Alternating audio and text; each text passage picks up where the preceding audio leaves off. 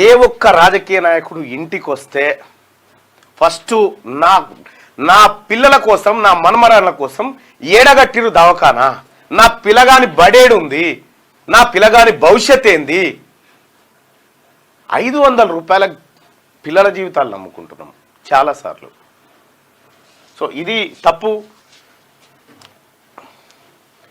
అది ఉన్న వాళ్ళు తాము సంతోషంగా ఉండరు, ఇతరులను సంతోషంగా ఉండనివ్వరు. సరే, ఏదేమైనప్పటికీ కూడా మార్నింగ్ న్యూస్లోకి వెళ్దాం మిత్రులారా. మార్నింగ్ న్యూస్లోకి వెళ్ళే కంటే ముందు ఒక ఇంట్రెస్టింగ్ న్యూస్ ఏంటంటే ఛత్తీస్గఢ్లో ఉన్నటువంటి ఈవీఎంలు మిస్ మ్యాచ్ అయిపోయినాయి, వీవీప్యాట్ బాక్సులు కూడా మిస్ మ్యాచ్ అయిపోయినట్టుగా నిన్న ఒక సంచలనమైనటువంటి కథనం వెలుగులోకి వచ్చింది. విత్ ఆధారాలతో సహా వచ్చింది. భూపేష్ బఘేల్ పోటీ చేస్తున్నటువంటి రాజ్నంద్గావ్ నియోజకవర్గంలో ఆ రోజు పోలింగ్ ముగిసిన రోజు ఇచ్చినటువంటి ఈవీఎంలు, దానికి సంబంధించిన డీటెయిల్స్, స్ట్రాంగ్ రూమ్ లో ఉన్నటువంటి ఈవీఎంలు, వీవీప్యాట్ బాక్స్లకు సంబంధించి మొత్తం మిస్ మ్యాచ్ అయిపోయినాయట. ఎక్కడ అవి మ్యాచింగ్ లో లేవట.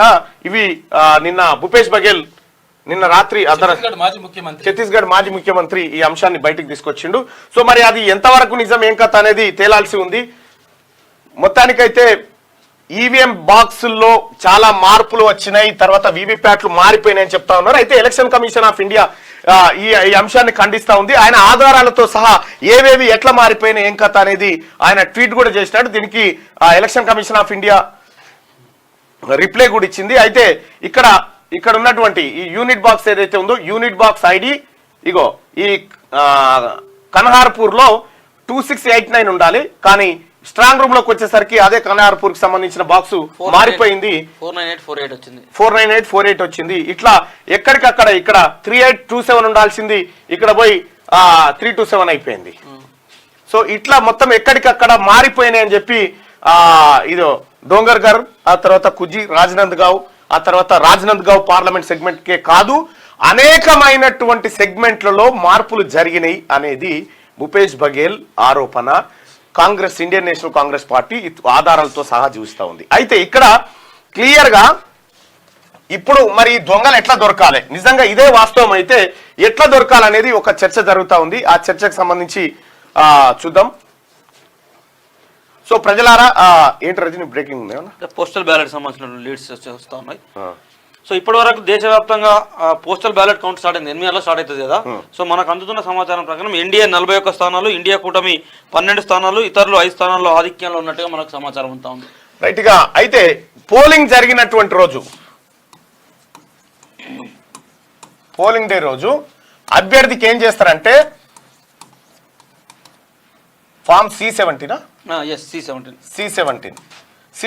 అనేటువంటి ఫామ్ ఇస్తారు. దీంట్లో ఏముంటదంటే ఈ వార్డులో ఎన్ని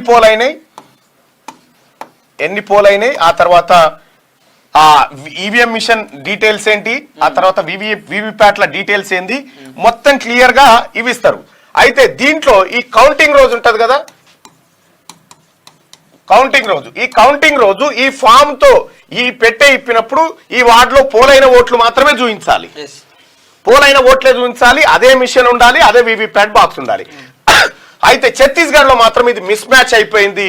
ఇక్కడ ఛత్తీస్గఢ్ లో కంప్లీట్ గా ఇదే జరిగింది అనేది భూపేష్ బఘేల్ ఆరోపణ. అయితే ఇక్కడ ఇవాళ ఇదొక సంచలనంగా మారబోతా ఉంది ఈ ఫామ్ C17. ఈ ఫామ్ C17 పోలింగ్ డే రోజుది డీటెయిల్స్, కౌంటింగ్ డే రోజు డీటెయిల్స్ కనుక మిస్ మ్యాచ్ అయితే అడ్డంగా దొరికిపోయేటువంటి అవకాశం ఉంది. సో దీనిపైనే నిన్న ముఖ్యమంత్రి రేవంత్ రెడ్డి గారు ప్రత్యేకంగా జూమ్ మీటింగ్ పెట్టి అభ్యర్థులను అలాగే కౌంటింగ్ ఏజెంట్లను అలర్ట్ చేసిండు. ఈ మిస్ మ్యాచ్ వ్యవహారం ఏందో ఇప్పుడు కాంగ్రెస్ పార్టీ, ఇతర పార్టీలు కూడా దీనిపైన అలర్ట్ అయిపోయి చూస్తా ఉన్నాయి. ఇక్కడ వీవీప్యాట్లు మారుతా ఉన్నాయా లేకపోతే ఈవీఎంలు మారుతా ఉన్నాయా అనేది తేలాల్సినటువంటి అంశం. ఎందుకంటే ఈ అంశం ఎందుకు వచ్చిందంటే భూపేష్ బఘేల్ దీన్ని లేవనెత్తిండు కాబట్టి, విత్ ఆధారాలతో సహా చేసిండు కాబట్టి దీనిపైన ఎన్నికల రిటర్నింగ్ అధికారికి కంప్లైంట్ చేస్తే దానిపైన ఎంక్వైరీ చేయమని చెప్తా ఉన్నారట. సో ఏదేం చేసినప్పటికీ కూడా ఇప్పటికే స్ట్రాంగ్ రూమ్లు వీళ్ళ కంట్రోల్లో లేకుండా పోయినాయి అనేది భూపేష్ బఘేల్ చెప్తున్నటువంటి మాట. సో మొత్తానికైతే అది అట్లా ఉంటే ఇక